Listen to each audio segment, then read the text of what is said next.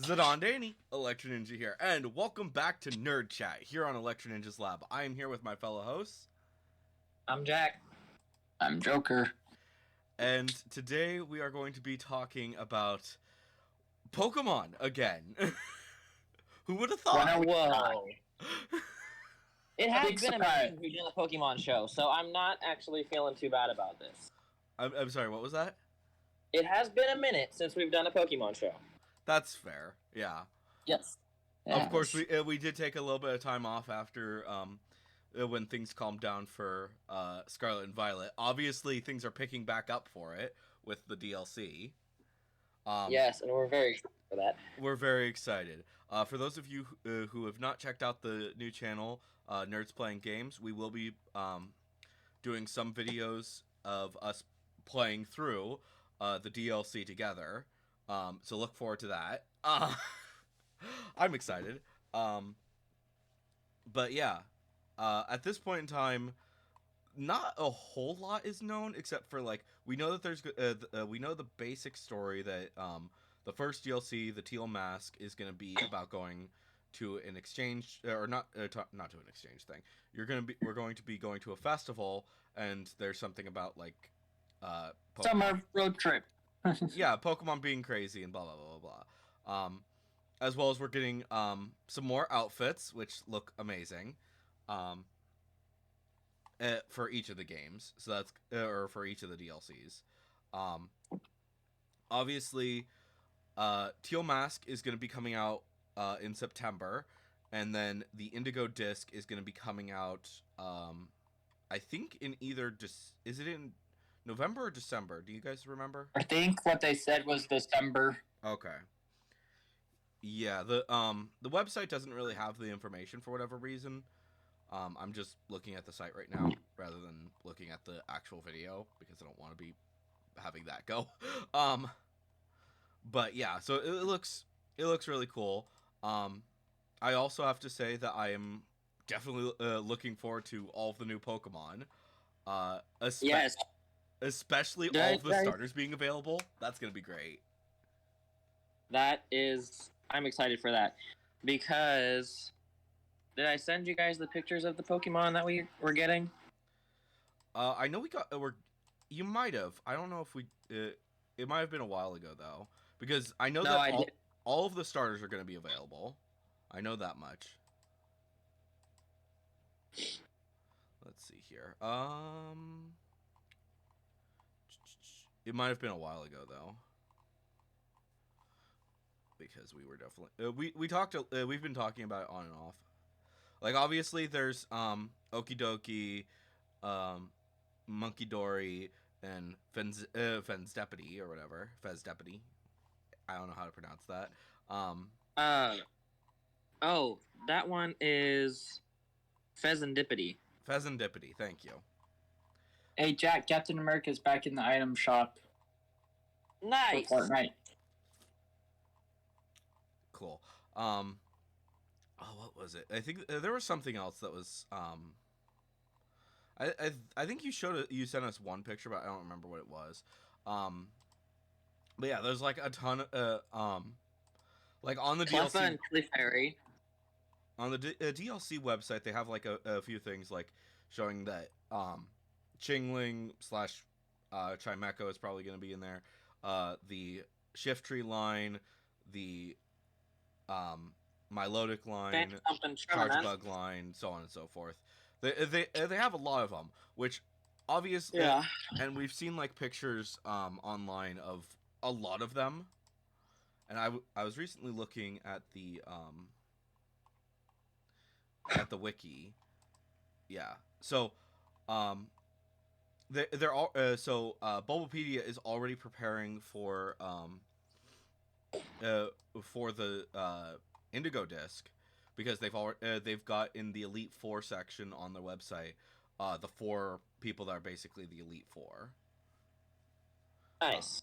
In that, obviously we don't know too much about them at this point, except for that one of them has the Archelodon, which I'm really excited for.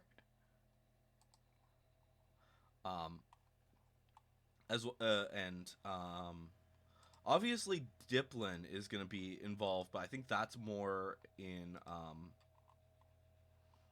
that's going to be more in the other in the first one. I think that's going to be Yeah. in the teal mask, and then Indigo Disc is probably going to be the one where they're going to introduce Archelodon, as well as other Pokemon like that. According to the wiki I'm reading now, all the starters will be coming in Indigo Disc. That sounds right. Yeah, I don't know exact. I know that they are going to be adding a lot of Pokemon over the next while to make sure that they get a lot of these Pokemon ready. And whatever they're doing a lot to be completely fair. And Yeah, I think it's funny that they gave us a little taste of what was going to be coming with Iron Leaves and Walking Wake, and then they just revealed Raging Bolt and Iron Crown. So, do you think they're going to add the third Sword of Justice and the third Beast? I hope so. Yeah. I don't know exactly how they're going to do it. I'm assuming that Iron Leaves and Walking Wake are going to be available that you can get without having to do the raids. That was talked about in the Pokemon Presents. Yeah. I think I don't remember that, but I think that was. I think you're right. So obviously, Raging Bolt and Iron Crown, those two are going to be available once the DLC drops. But I think that's specifically with Indigo Disc, or they might not be. I don't know. It's hard to say at this point. Maybe some will be available with the teal mask, and some will be available with the Indigo Disc. So I don't know. Yeah. Also, I do have to say that I am definitely looking forward to the DLC, because unlike Sword and Shield, which the two stories had very little to do with each other. Even though Isle of Armor came out and then Crown Tundra, their stories really didn't connect very well. Like, they didn't connect to the main story, they didn't connect to each other really. There was a little bit of connection there, but like I said, it was very little. You could do whichever one you want whenever you want. It's looking like Teal Mask and the Indigo Disc are going to be basically actually continuing each other, because there are two main characters that seem to be like your probably friendly rivals is probably the best way to put it, but they're basically going to be your new allies for both. Yeah, of I was these. gonna say, are we taking Arven and Moni with us, or? I would assume that they're still involved, but their stories have all three of their stories have already kind of resolved at this point. So maybe it's just going to be the two new kids. That are basically front and center. I would imagine that Nimona is gonna go with us. Yeah, I think like just because, it feels like they would send her and us, not just us. Yeah. One thing that does that I need to look at I'll need to look at the video again, but I think they show us getting onto a bus to go to the new area in the trailer, and Arven, Nimona, and Penny are nowhere to be seen. Oh, weird. So it's possible that they're just not involved, or maybe they are involved and they're already on the bus or something. Yeah. So I don't know. Like I said, I also think Pokemon is notorious for keeping secrets. So that is true. But also, like I said earlier, their stories really feel a lot more resolved at this point. Like, that's true. If any of them were going to get any more characterization and stuff, I think it would be Nimona. Because, like I said, Penny, we know what she's doing. We know what Arven is doing. He is really going in depth with with his research, dealing with Area Zero. So I think he will probably still be involved, but he's more going to be involved when you actually go down into Area Zero. And I think that the secrets of Area Zero. Yeah, I think that that's probably the most likely thing that they're going to do, is they're going to make it so that that when you go down to Area Zero, maybe the three of them are more involved there rather than being more involved with the extra story bits. Yeah. Also, I think it's kind of funny that they're really, even though the full title of the DLC is Hidden Treasure of Area Zero, Part 1 and Part 2. They're oddly not talking about them, about that part. They're mostly talking about the new areas, like the extra area for the Teal Mask, as well as the new school for the Indigo Disc, rather than focusing specifically on Area Zero. Yeah. Yeah, I think Area Zero is going to have some very much surprises once we get to it. Yeah. I mean, to be fair, there are a lot of areas within Area Zero that I've been looking at, and I'm just like, they are more than likely going to be adding new areas in there. Like, there's this one area that I was looking through, and I was like, huh, this looks like it could become a cave, and a very big cave at that. And it's just not. It's and there's lots of areas like that you look at them and you're like, this looks like it should become a cave, and it's just there's just like some rocks that are blocking the way. So I'm imagining that's gonna get some of that's gonna get cleared, and then we're gonna see more of it. Mm-hmm. But beyond that, I have very little idea. I would bet Arwen has something to do with that too. Like he and Mabostiff have been taking out the rocks and trying to find the caves and all that. Yeah, exactly. I think that might be a very that's definitely a very likely thing. Also, I have one other thing that I really want to discuss, and that is the possibility that they might add fossil Pokemon into Area Zero. That would be interesting because I remember fossil Pokemon back in. Pretty much all of them have always been like this. They've always been something that you have to revive. Yeah. So I think that one thing that they could absolutely, that I think they should do, is at least in Scarlet, have all of the maybe like they're just wandering about, just doing random shit. But I also think that it might be interesting to have like the Sword and Shield fossils, those be in Violet, because of the fact that they're kind of not because they're abominations. They're not meant to. They were not actually what they were supposed to be. If you get what I'm saying. That's fair. So like those would be in Violet, as well as maybe other technological Pokemon like the Porygon line and I don't even know what else. There's a few others. Maybe I'm here like for the Deoxys or Porygon something. lines. Huh? I'm here for the Porygon lines. Porygon, Porygon 2, Porygon Z. I'm here for it. Yeah. So I think Porygons and Rotoms, I think, are the most likely candidates to be put into. They would basically be showing up in Violet, but or down in Area Is Zero. Rotom already in Violet? I think Rotom is in Violet, or it's in both of the games. But it's Because we have Rotom phones, you know. yeah, but I don't remember if you can actually catch Rotom itself. You can. You can? Okay. I have one. Okay. Yeah, it's just a tiny little electric guy. Yeah, I just always forget about him because he's like, so he's kind of forgettable. Let's be honest. True. But yeah, I think that maybe Rotoms are more available. Maybe it's easier to. Maybe there's new forms or something. I think that they need to. The biggest problem with implementing like the fossil Pokemon into Scarlet but not into Violet would be the fact that obviously there's a ton of fossil Pokemon, and Yeah. there's not really much that they could add into Violet to basically counteract that. Well, you could theoretically have them be wandering around in Scarlet and then have to be revived in Violet. That's a possibility. I think that would make sense.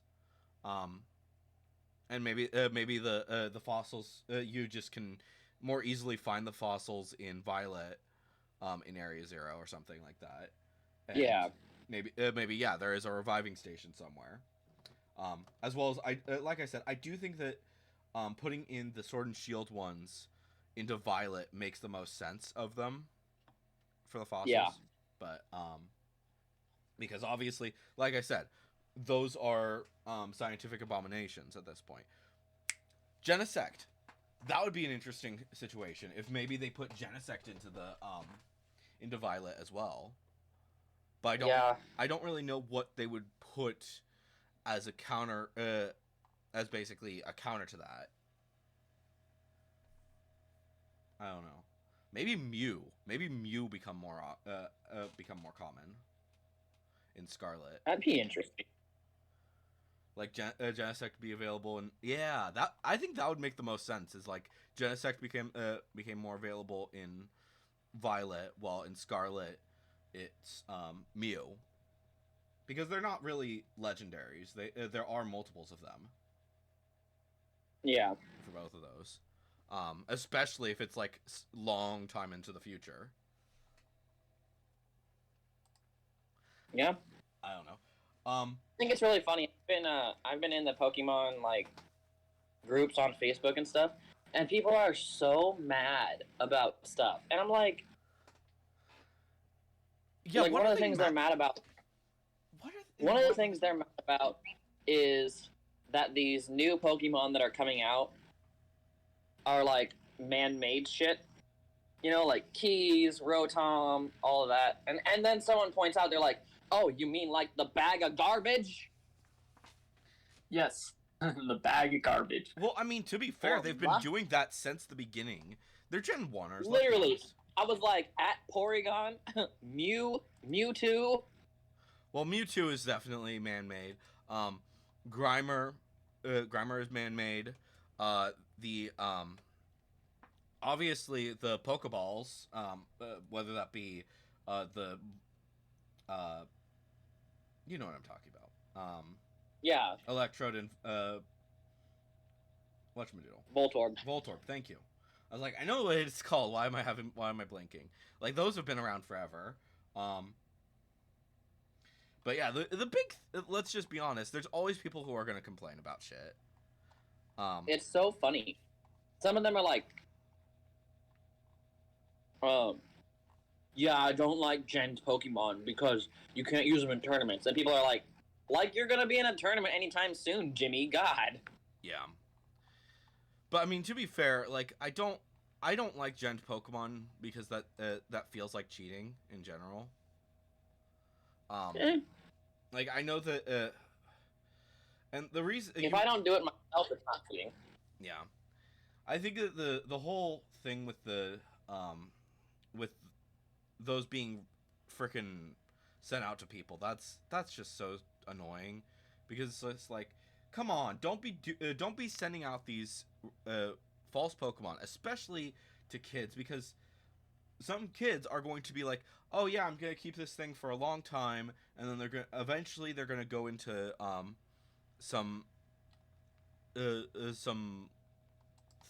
whatever it is, and they're gonna be banned from from a tournament years down the line because they didn't realize what was going on. I think, first of all, if they're sending them out, that means they're legal up until a point, because now the games have safeguards against hacked Pokemon and things like that. So it's not like they're broken or they're going to hurt the game in any way. Yeah. And then at the same time, like, by the time a kid is ready to be in some kind of tournament, they will probably have heard of Gen Pokemon and know that if your Pokemon's name, for God's sakes, Monforge.com, it's probably not legal in a tournament. Yeah. I think that one of the big things as well, that I think that they people have been saying this forever, but they need to make it so that you can use your that you can rename Pokemon that were traded to you. Yes. Word. Like we all have stories of like these things that it's just like, why is this still here? Why is this Pokemon? Someone gave me a Pokemon the other day called Dick Butt. Exactly. And it's like, it's so stupid, and it's just like when I was in shock when I first when Wonder Trades first came out. One of the first ones that I got was um, it was a Dunsparce that was called Suck My Dick. Lovely. Gosh. And it was just like, and I was a kid when that happened, and I'm just like, ah. Obviously, you guys know that I was very, very sheltered at that point, and it was Yes. just like, what? Why do this? That is so disgusting. And so yeah, and I can just imagine all of these kids who are getting these Pokemon that, like, it's not as common for people to send off these really just disgusting things at this point in time. It's less common, but Yeah, there's also a lot more safeguards against things like that. Like, you can't name Pokemon certain things. yeah, they've been working to make sure that it's safer and stuff like that, especially with the Wonder Trade options. Yeah. Like, obviously, back when Wonder Trade first started, they didn't have those safeguards because, like, at that point they were used to it being like something where it's all at your house or whatever. Right. If you're gonna send something disgusting, you're gonna send it to a friend. It's gonna be really close to you or something like that. It's not gonna. Yeah, be and they're gonna overly- like it's gonna be a joke or something, and then Wonder Trade happened, and we were like, Yeah. And it was just, and I think that was, they should have worked on making sure that there were safeguards before they implemented the Wonder Trade. But it's I whatever. don't think they predicted that though at that point. I mean, to be Let's be that's fair. That is fair. They implemented Wonder Trade in what? 2010? It was X and Y, so sounds about right. Because it was definitely I know it was before high school, so Yeah. I don't know the exact date though. That's insane to think about that X and Y was so long ago. I know, seriously. Like, I mean, back like, and also X and Y has like the least, has like the shortest lifespan of all of the generations. It does. Yeah. Like, I don't understand. It was really why just they the did that. game. Yeah, it was one game and one remake, and that's it. And it was just like, Yep. Where is the extra stuff? Where like, people like to clown on Alola because of the fact that they made an extra game that really was just DLC added on top of it. But yeah. like, then there's X and Y and it just got nothing. And it was also like the generation where they added the least amount of Pokemon because they were so busy working on all of the Mega Evolutions and shit. Yeah. Which Was that the first time they put out a gimmick like that? The Mega Evolutions? I think so. Black and White might have, but I don't think they did. Black and White did not have any gimmicks. Yeah. I remember that was the first Pokemon game I ever finished. Okay.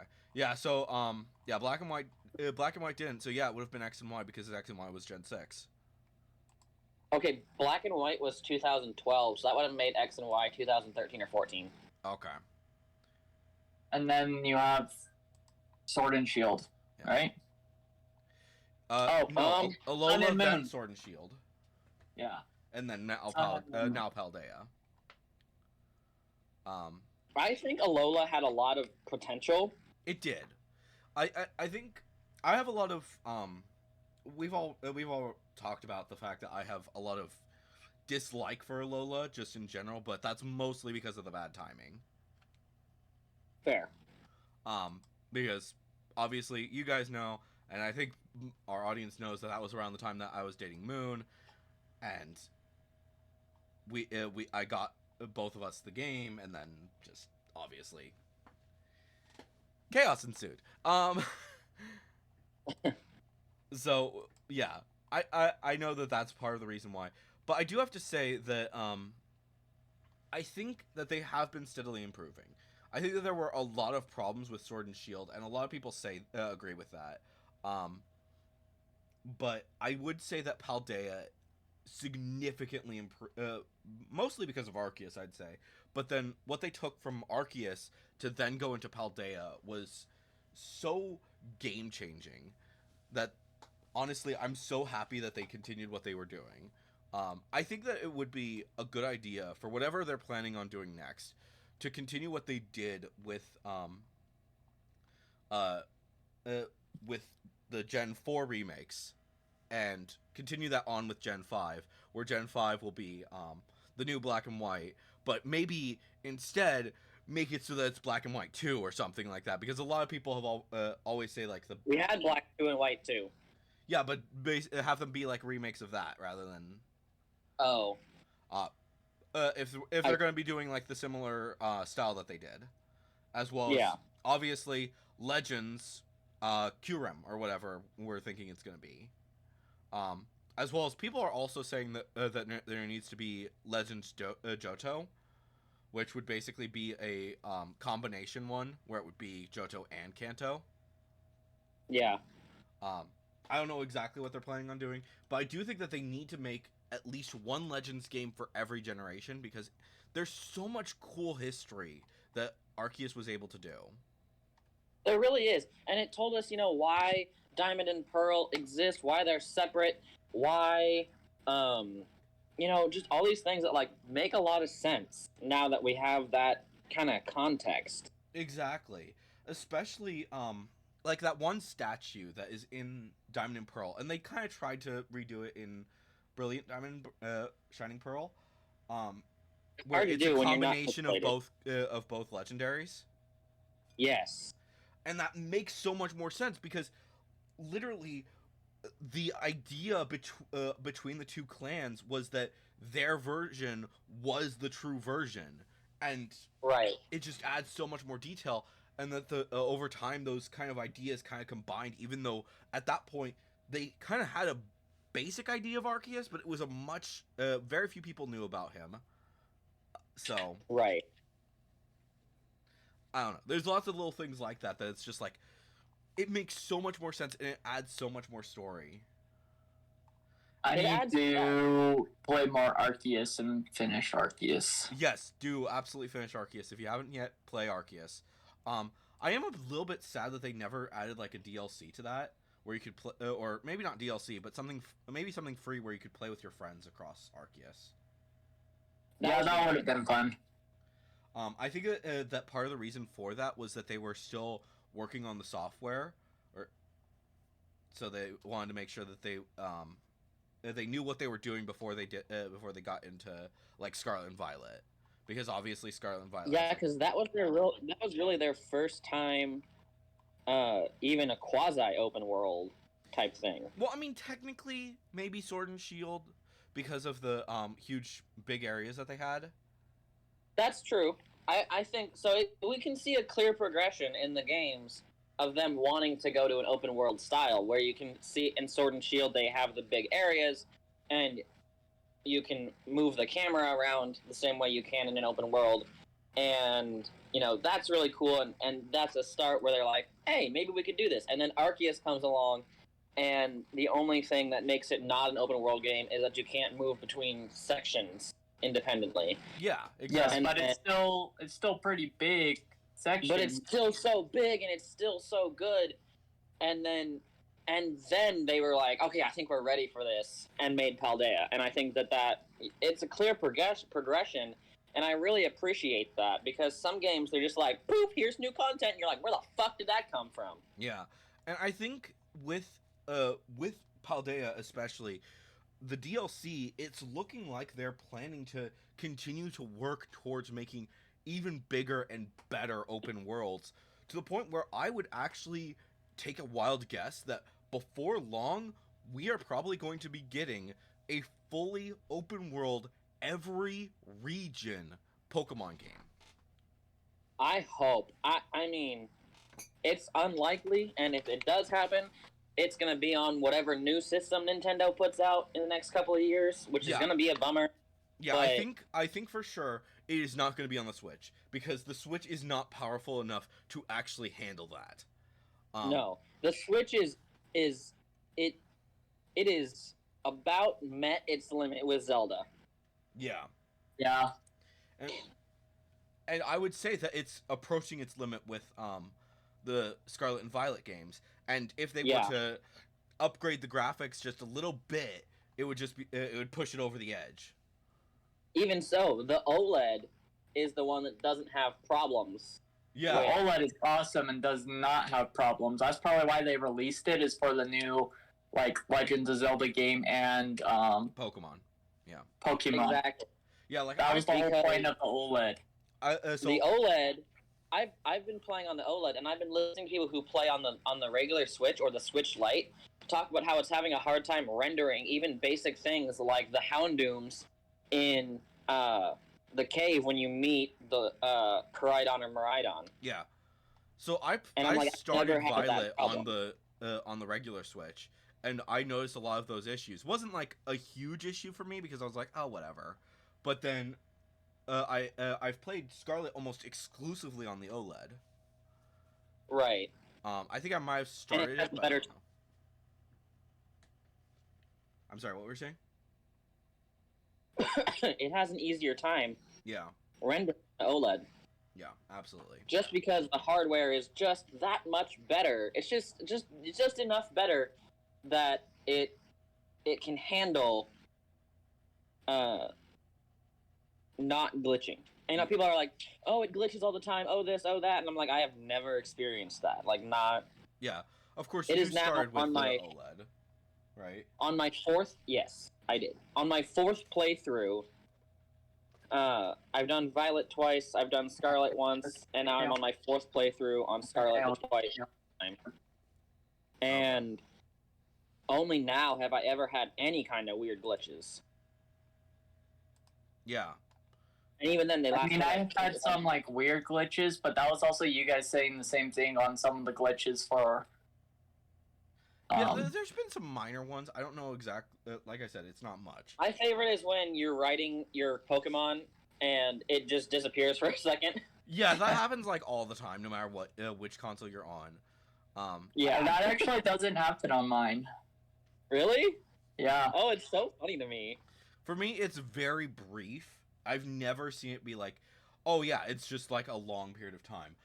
No, it's like a second tops. You know, Yeah. like And whatever they're planning to do for the next system, I think that it is going to continue to keep what they did with the Switch, because they did so well with the idea behind the Switch.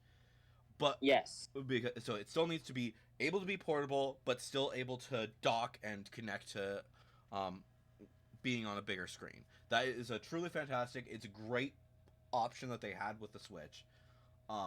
But for one thing, it needs to be stronger. It needs to be at, I don't know if it needs to be at the level of the PlayStation 5 and the Xbox One, or I mean Xbox X. Because obviously those two are beasts. But I think that at least getting to the PlayStation 4 level is a must. yeah. I'm not sure how you would get to PS5 and Xbox Series X in a handheld. That kind of hardware it takes up space. To be honest, you know. It does. You'd have to find, like...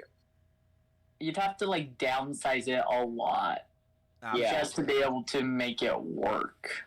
Yeah. I almost wonder if they're gonna put out a console like the Wii, where it's just on the TV. But I feel like that would piss a lot of people off. I so, think I that don't know. I think more than likely they're going to keep their they have a stranglehold on the portables game world at this point. Oh, they do. Legitimately, the only people that are any competition to them is smartphones, and even then, it's so little that people don't like playing games on their smartphones. Yeah. No, like, you can play Fortnite on the iPhone, but, like, what's the point of playing it on the iPhone when you can play it on a normal system? Yeah. Yeah. And it's just there's so much like that it's just like there's all these games that are on the phone, and they're like trying to make it so that the phone is able to compete with a lot of other systems, but it's just it can't. Period. It just can't. The phone is, like, too small. Yeah. I think It doesn't work. if they were going to do anything that if they were going to try to make it so that they were on the same level as the PlayStation 5 and the Xbox X, basically what they would have to do is that the main part of the console would have to be a big bulky thing, and then your handheld really can't go that far, or if it can, it's gonna be much smaller space. It's not gonna be as effective, or whatever it's gonna be. It would basically be a Wii U at that point. Yeah, the Wii U and the 2DS felt like the precursor to the Switch, and neither one of them really did the job as well as the Switch. Exactly. I mean, the 2DS of the XL was nice. I know that because my dad has one. Oh, the The 2DS 2DS XL? just went back to being a DS though, and I'm like, Yeah, it's I true. like- It did. It I really like did. the platinum of the original 2DS. Yeah. Like I stuck with the 3DS throughout that entire generation, and it was just like I never had an issue. Yeah.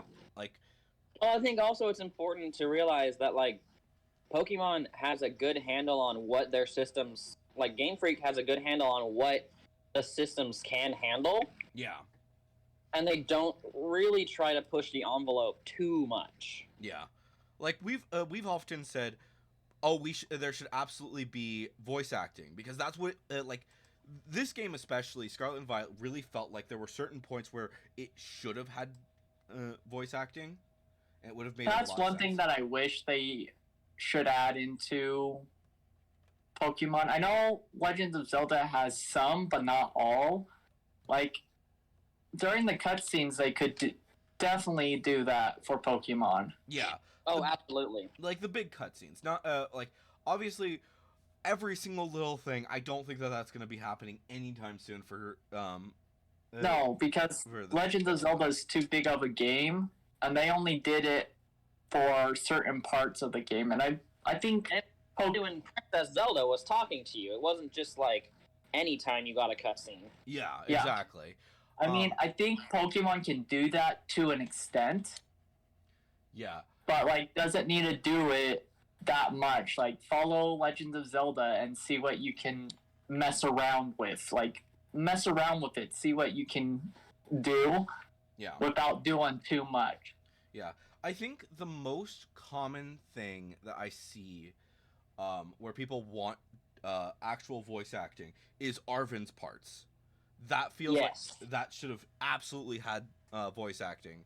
Oh, by far. Also, the only point where you're actually just playing the game where people are like, this should have had voice acting, is the march through Area Zero. Yes. Uh-huh. Because everyone is just like, I could also see voice acting be cool when you're meeting the legendary for the first time and Nimona is yelling at you. yeah, Uh-huh. exactly. And that's like the kind of thing that, like, I don't know where it is right now, but there's like this one video where someone actually put like a whole bunch of voice acting, and it's just like, this is incredible, and this is like all and it's most of the scenes where you would absolutely want to see it. Yeah. Um, Okay, I gotta get going now. All right. Well, You we'll guys continue can keep this talking. conversation. We'll see you when next time, Joker. Yep. So yeah. Oh my gosh. But yeah. Obviously, I think that they really need to do something with it. I don't know exactly what they would do. But voice acting would be absolutely that. I think that should be I their think next step. the hindrance to Pokemon voice acting is that Pokemon is worldwide, so they would That's have true. to voice act in an ungodly amount of languages, and that is hard. Yeah, that is a very expensive and long task. We already pay $60 for these games. Like, Yeah. if they have to pay voice actors in all of the languages they offer the game in, I Yeah. don't even think- want to know how much it would cost. I think the most likely thing that they would do with the voice acting is Japanese, English, and Spanish, because those are the three most common languages that people who play Pokemon will be playing when. I guess that's true, yeah. Maybe Chinese as well, but obviously Japan and China have a weird issue, have a lot of issues. So They've got a weird sibling rivalry going on. yeah, pretty much. So I don't think that would necessarily happen. But I think that those are like the three big languages, and then when you choose which one you want to play, when you're choosing your language, you're able to the first thing that they do is which language do you want to be written out in. So all of the words and however they want to do that. So whether it's gonna and then after that, it gives you the options of what language that you want people to be speaking in. And another thing about that is that it needs to be something that you can change on the fly. Yes. Because that's one big issue. As you know, I played Sword in Japanese. Yeah. And I struggled with it, to say the least. But the main reason that I did that was because of the fact that I wanted to get better at Japanese. Right. I play in French a lot, but even then, I don't always read the words because, as much as I'm good at French, reading this stuff is much different than hearing it. Exactly. So I think that the best option, if like I said, Japanese, English, and Spanish, those three languages, absolutely. If they were going to choose any three languages to dub to make to do voice acting, those three languages would be the most likely. And maybe you can choose whether or not you just don't want any voice acting at all. Exactly. Yeah, like if it was an option to have voice acting, that would be awesome. Yeah, because I know that not everyone's gonna want that, but a lot of people do, especially the English-speaking countries, and I think that the Japanese-speaking countries. Those two are like the most common people that are asking for voice acting at this point in time. Yeah. I don't know. Like I said, the reason that I say Spanish is because it is, I believe, the second most spoken language. I mean Chinese, but Chinese is first, and then I think it's Spanish. Is it? I think so. And then I think I could be wrong about that, but like obviously when I say Chinese, I mean all the different versions of Chinese because there's a lot of different. True. Like those three, whatever that has, that is number one, and then I think it's Spanish after that. But that's mostly because Spanish has the most. There are more countries that speak Spanish than any other language than any other. Yeah. Than any other language as a whole. Yeah, Spain and England did a lot of colonization, so yeah, a lot of countries speak English and Spanish. Yeah, like obviously, like I said, I think that Spanish is the most common as a national language, and then after that, it's English. But a lot of countries speak. America, United States does not have an official language. Official, no. But everyone kind of expects you to speak English. Which is kind of dumb because we're surrounded by countries that don't. Yeah, especially Spanish. Yeah, and then half of Canada speaks French. Like exactly. So if you go to Alaska, which is really funny to me, when you go to Alaska, the signs are in three languages. All right, they're not, but Spanish is nowhere to be found in Alaska. It's just not. You're gonna find signs in English, French, and then Russian. Well, I mean, to be fair, they're right next to Russia. Yeah, well, I mean, 3 miles. So, but it was really funny that, like, that's what you're gonna find. You're not gonna find Spanish. You're not gonna find, Portuguese. You're gonna find English, French, and Russian. But also another thing to think about with the Russian is like, I imagine like that's one of the easiest ways that people will escape from Russia. Oh, probably, yeah. Like, do I want to try and trek across Russia to go to one of these other neighboring countries, or do I want to go to America? America. Yeah, you take a rowboat, Yeah, like just a rowboat, get across because you can literally see the country. But I mean, with binoculars. Yeah. But yeah, that's like well, if it's not foggy, I think you can see it with the naked eye. Yeah. But Obviously, it's a lot. Most of the time, it's foggy. When did this become a conversation about Alaska and Russia? I don't know. We're supposed to be talking about Pokemon. So what do you think Hey, is ladies going to and be gentlemen, the first time we have gotten off topic while talking about Pokemon. I think you're right. So what do you think they're going to be adding into the DLC that they haven't yet told us? I really hope that they come up. I think it'd be really cool if, since you're going to the different school, if they had a special set of starters. Oh, that would be interesting. Since you're going to the school, you're going over there, and it's supposedly a different region. Yeah.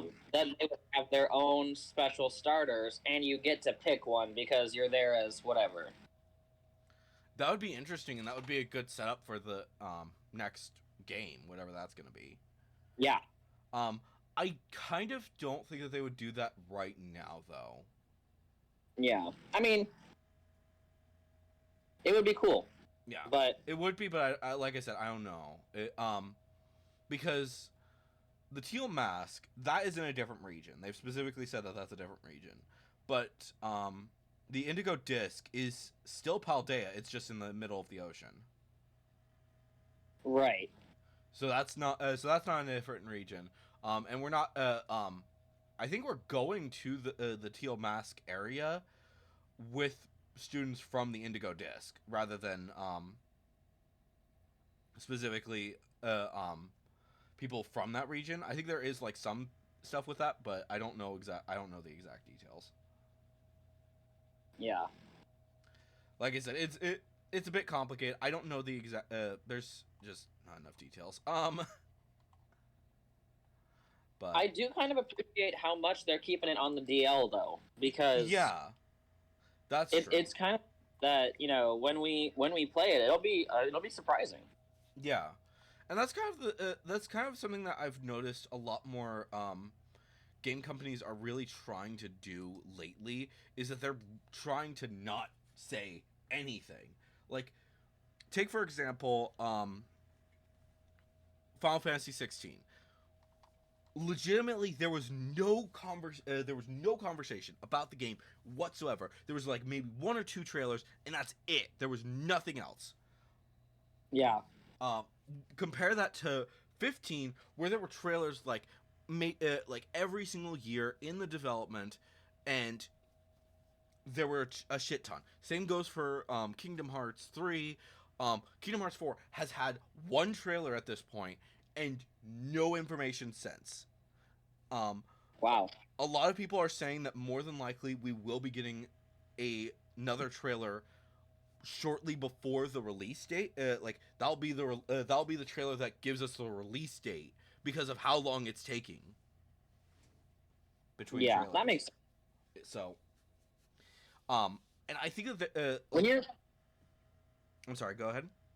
when you're playing Pokemon, does your legendary ever forget that it knows how to climb? Yes. So annoying. The climbing mechanic needs so much help. Yeah. But yeah, so I think Pokemon is kind of in a weird situation because Nintendo as a whole has built up this idea in our heads that they will do just occasionally they'll release their directs, especially the Pokemon one and the Nintendo one. And with every single one of those, they need to have something because they've just built up that idea in everyone's mind.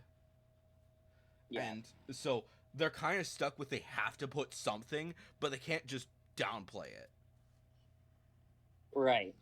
But like comparatively, there was so much more information for X and Y and Alola, and even Sword and Shield had so much more information than Scarlet and Violet. You see, what's interesting is for me, none of those things had any information because I was not exposed to any kind of media like that. I didn't watch YouTube. I didn't have cable. I didn't have any of that. I just played the games. So like when they came out, I was like, dope. Yeah. But like And I just walked in blind for for everything, but until Scarlet and Violet. Yeah, but like for reference as to what to basically what I'm talking about, Scarlet and Violet. Well, actually, let's start off with X and Y and Alola because they were very similar. They gave us information about what the starters would look like. Both started off with their original forms, and then they showed their middle forms, and then they they waited a bit. They did show. They eventually showed what the final evolutions looked like. A good, maybe a few months or weeks before they released the games.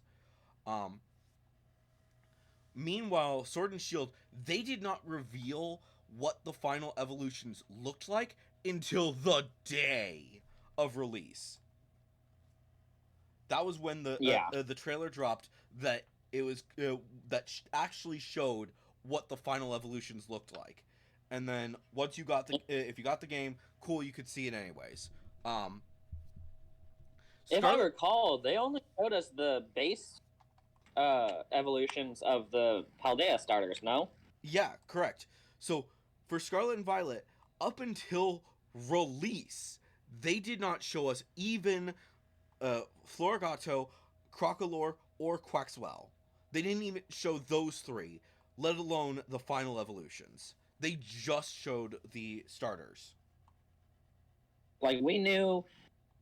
I remember when they revealed the starter base set, because I remember people debating so hard on whether or not Sprigatito was gonna stay quadrupedal.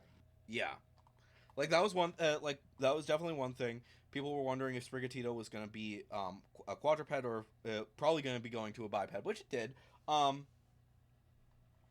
But like Fuecoco as well, there was the constant debate of, is it going to be a snake? Is it going to be a horse? Is it going to be something else? And then it was like, and then we got an alligator, and I was like, what the hell? Yeah, especially because of the fact that like everyone was like, at this point, people still cling to the theory of the Pokemon Zodiac thing, and this was the first time that it was just straight up, it is not true. Yeah, they were like, throw that Zodiac shit out the window. Yeah. Yeah, like obviously they really didn't do much with that for like the longest time. Like people were basically just throwing this idea out there for so long with obviously like some of them it's like pretty obvious, like pig, dragon, rooster, tiger, rabbit, dragon. Those ones were kind of they were always there. Monkey, but dog and rat, like in what world is like it was a very very vague idea that freaking Typhlosion was a rat or that. Oh no! I was every time I see Typhlosion, I'm like, hedgehog. Yeah, it's a hedgehog. It is literally a hedgehog. So or a porcupine. Hedgehog or a porcupine. Exactly. And then Delphox is literally a fox. So I don't know why people are like, it's a dog. It's a dog. People are constantly calling it a dog. Foxes are more related to cats, people. Yeah. So that's one thing. Like, I was a little bit more okay with it. I kind of agreed with it. Like, it was going to be something similar. I still agree with a lot of the ideas behind the theory. And that they were kind of going for that direction for a while there. Especially up until the last generation with the rabbit, and then suddenly out of nowhere we get freaking Fuecoco and Skeledirge. It's like, yeah, that cannot fit anywhere. There are still people who are like, it's a horse or it's a snake. People are still like trying to put it in one of those two categories that it does not fit. It's a horse. It's an alligator. The fuck? It's just, yeah. It literally looks like an American alligator that's been dyed red. Like. Yeah, exactly. So I don't know exactly what they were planning. Maybe the theory was just never something that they were actually planning on keeping. But at the same time, it's like, maybe we are. Maybe the next generation will actually be like continuing it until like maybe there will be an ox, there will be a sheep, and there will be a horse in the next 3 generations, and then we're gonna be Here's like, my oh, thing with that. huh? Here's my thing with the whole zodiac theory. It's the Chinese zodiac. Why the fuck would a Japanese game use the Chinese zodiac? Because they use it too. Do they? Yeah, Japan uses the Chinese zodiac. Okay. I mean, I It's- guess that makes a little more way sense. less. The Chinese zodiac has always been something that I see when I go to Chinese restaurants and they have those little paper placemats, and it's always been so far associated with China. Yeah. So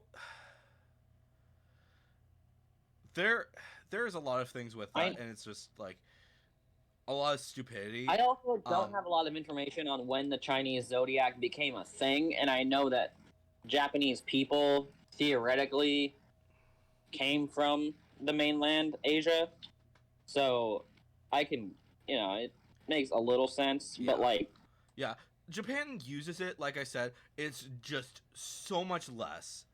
Like nobody, very few people actually still it's way less than it used to be.